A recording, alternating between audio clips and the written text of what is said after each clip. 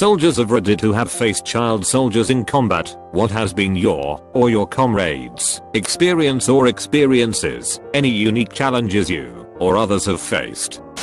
My buddy said that kids would often run up to the convoy trucks in Iraq and some of the guys would give them candy, even though they weren't supposed to. On one such occasion, a kid tossed 2 live grenades into the truck. One of the grenades was quickly tossed away to explode without issue. The other was not as easy to get rid of, and ended up amongst the group of kids. The guys giving out candy were put on cleanup duty. No idea what the approximate age of the children was, and not many other details. It was pretty rare to get him drunk enough, and in a mood, to talk about any of it. There was a kid sitting on an overpass in Iraq, dropping Molotov cocktails trying to make it into the gunner's hatch of all them rats in our convoy. 50-calorie gunner saw him and cut him in half. He was probably 10 years old or so.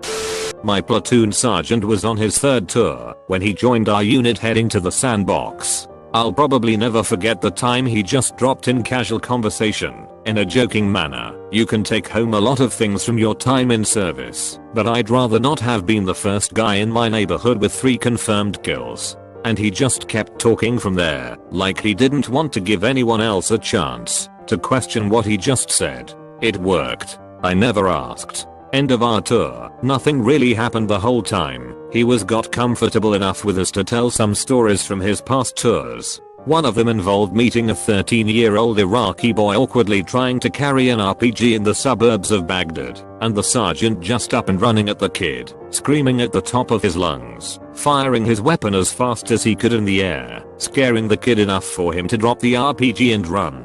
I never saw his file to see if he had a bronze or silver star, but I think he earned something that day. Kid was likely just being used as a mule to bring gear and ammo to insurgents, so he wasn't likely a threat himself, but he could have been shot for carrying a weapon by someone too quick on the trigger. Sergeant intervened, but chasing someone through the streets is likely to get you isolated and shot, so he had no idea what happened to the kid. My ex was British Royal Marines and fought child soldiers. This was 10+ years before I met him, but he had horrible nightmares and on a couple of occasions broke down crying while drunk. He never told me everything in a coherent start to finish way, but from what I've pieced together he killed 1 or more child soldiers, protecting his unit. It catapulted him into self-loathing. He got awarded a medal for it, refused to accept it, but was forced to attend the ceremony with members of the royal family. Only got through it by drinking himself into a stupor, and then spent the next 4 to 5 years with a serious coke habit, before being able to transition into more moderate alcoholism. So yay. I can't speak for others, and thankfully I never had to pull the trigger, but I always gave them a lot more time in the crotches, vs an adult. There were several times they ran up unexpectedly, waved a gun in our direction, or just generally acted like they were going to attack us. I'd put them in my sights and beg God, please don't make me do this. Thankfully, every time, they'd stop what they were doing. If it were an adult aiming a weapon at us, they'd get zero thought. I remember the ones I didn't pull the trigger on so much more than the ones that I did. I'm sure a lot of soldiers would disagree with me, but I sleep just fine at night. Not me, but a fraternity brother and close friend who passed away told me a story once about his 2nd deployment in the Middle East. He was an Army Ranger, Army Special Ops, and was a breacher/first one enduring all breaches, because he had balls of steel and insane reflexes. He told me that he killed a kid once who couldn't have been more than 14 years old. He said the action wasn't what haunted him, he said it was how it happened. He was leading the team through an alleyway to a door that led to a suspected illegal weapons cache, and he held his breaching shotgun up to the door and gave count, and as soon as he was about to breach, the door swung open and a kid leaned out through the door with an AK-47 pointed outward. So he blasted the kid in the face with the breacher shotgun, and he said the look of surprise on the kid's face was what bothered him, a mix of surprise and inevitability of his doing. There's no running from a fucking shotgun blast to the face.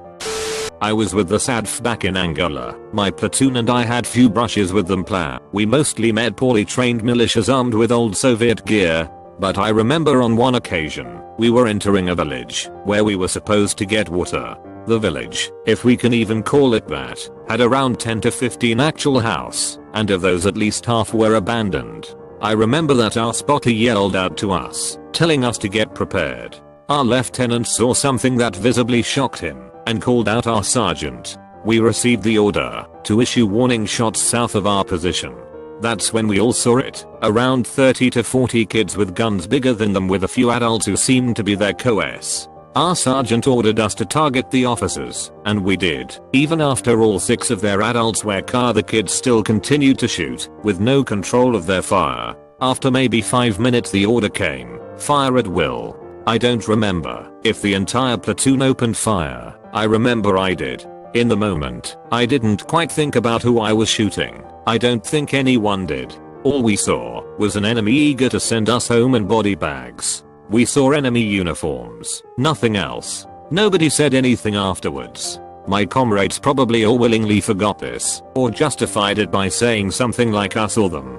It's very easy to analyze the situation if you weren't there, but when you're in the moment, you forget that the ones on the other side are just like you. So to sum it all up, I opened fire without thinking too hard about it. Don't know if I regret it, I just know I don't like remembering. Spent a lot of time with my friend's brother when he would come back from his tours. He confided in me that he had taken a kid's life because in his mind it could be them, or it could be me.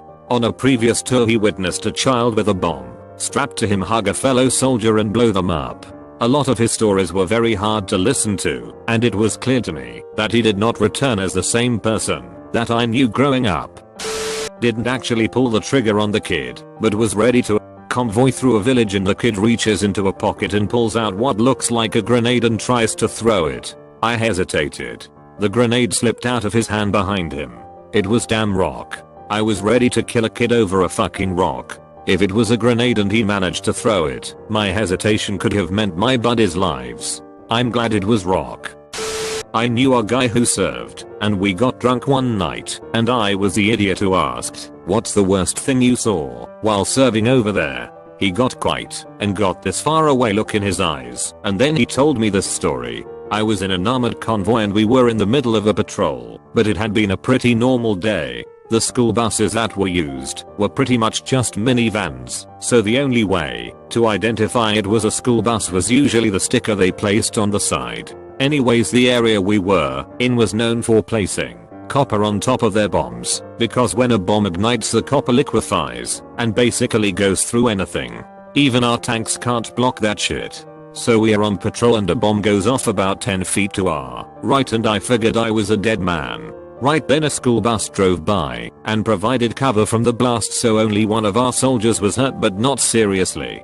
However, that school bus was blown to hell. Most of the kids died, but the worst part was the driver of the school bus survived, who was a middle-aged woman. But her legs and arms had been blown away from the blast, so we had to drive her to the nearest hospital. I'll never forget her screams, especially because she had to sit under my legs, since we had no room. She screamed and screamed. But mostly I won't forget the arms and legs of the children that had been destroyed from that blast. It will haunt me forever. If you've never been in combat, it's hard to explain to people how frenetic and chaotic combat can be. You don't get a red pip that highlights where the enemy is. You don't have a radar. You don't get a notification that your shot hit its target. You hear bullets WHHRT past you, smack into something near you, ground/wall/tree/vehicle/etc. And you get behind cover.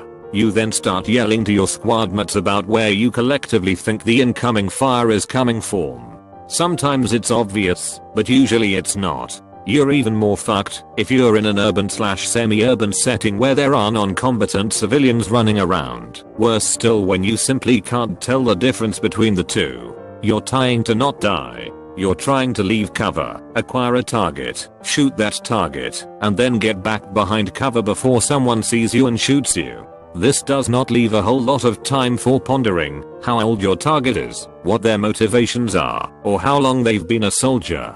Mix this in with the kids who would run around trying to pick up brass in the middle of a firefight, and it's just a hot, chaotic mess. I didn't want to die, so I shot back. Most people who have been in combat will tell you something similar.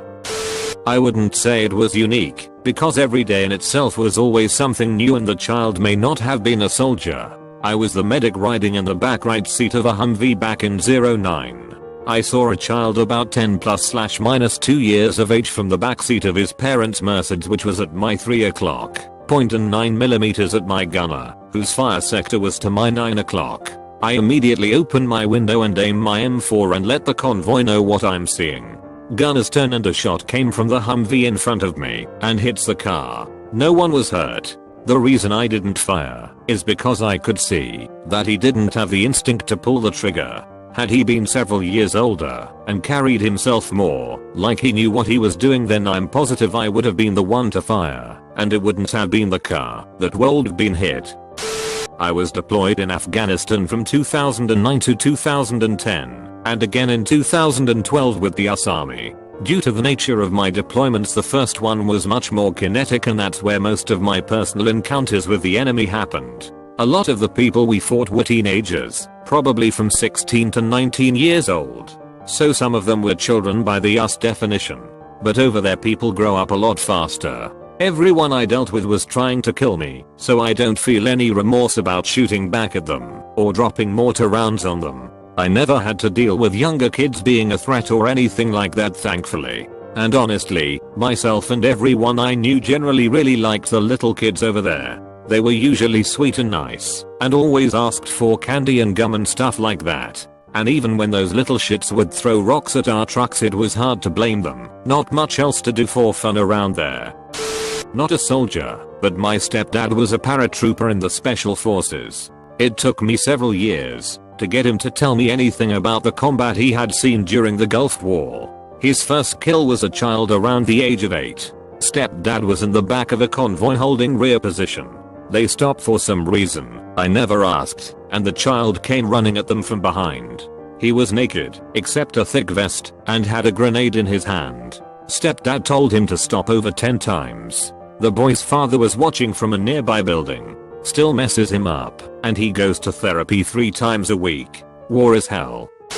My brother was in Iraq during early/mid 2000s, when things were really whack. Said he was on gate duty one night and a kid walked up with an MRE trying to get him and his buddies to come up to the gate. Obviously none of them got up because they had MREs of their own, but long story short, the kid blew up from an IED they had put in the MRE bag the kid was holding. He had a couple other stories, but the shit he saw was enough to make a hardcore atheist find Jesus, so IDK. We don't talk much now, but if you're reading this, I love you, man. Not really the same thing, but this question reminded me of something I read in Stars and Stripes while I was deployed. Some army unit was doing daily patrols through some shithole town I can't remember the name of. They did this patrol every day and the locals got to know them pretty well and didn't seem to mind.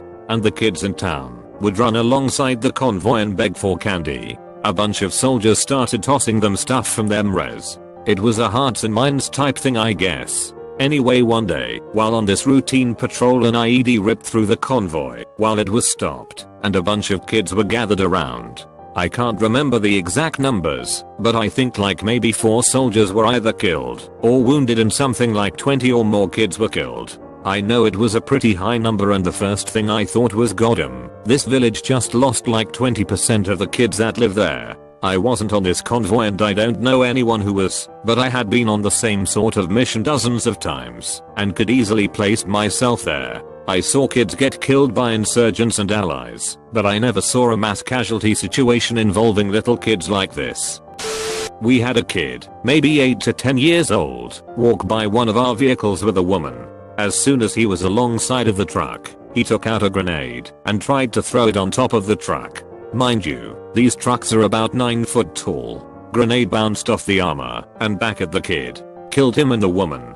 I wanted to feel sorry for him, but I really can't. I'm sure an adult told him to do it, but that could have killed me or one of my brothers.